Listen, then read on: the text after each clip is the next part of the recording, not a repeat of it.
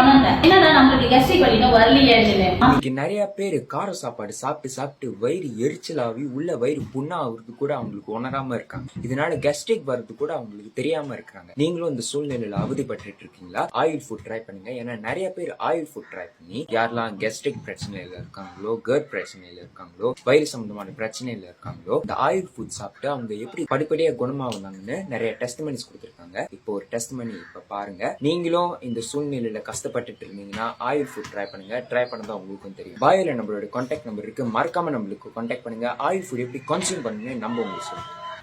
படிச்சு சொன்னாங்க ஆயில் ஃபுட்ட குடிங்க, உங்க கெஸ்ட்ரிக் பிரச்சனை சுத்தமா நல்லா தெரியும் சொல்லி யாரு நம்பினீங்களோ இல்லையோ எனக்கு தெரியாதுங்க.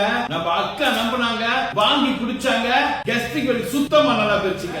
7 வருஷம் கிட்ட எனக்கு இந்த ப்ராப்ளம் இருந்துச்சு. அப்ப நான் என்ன சாப்பிட்டாலும், நான் சமைக்கிற வேலை செய்யற வயசு என்ன சாப்பிட்ட பிறகு கொஞ்ச நேரம் எனக்கு அந்த ப்ராப்ளம் வந்துடும். இந்த ப்ராடக்ட் வாங்கி 2 நாள் முடிய போது அப்ப நானே உணர்ந்தேன், என்னடா நம்மளுக்கு கெஸ்ட்ரிக் வலி இன்னும் வரலையே.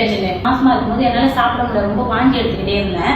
அளவுக்கு மீறி என் வயிற்றுக்குள்ள மிளகா இறங்க வயிறு புண்ணாயிடுச்சா என்னன்னு தெரியல, அந்த கெஸ்ட்ரிக் வலி வந்துருச்சு. 7 வருஷமா இருக்குது எனக்கு. இப்ப 1 வாரமா நான் ரொம்ப ஃப்ரீயா இருக்கேன்.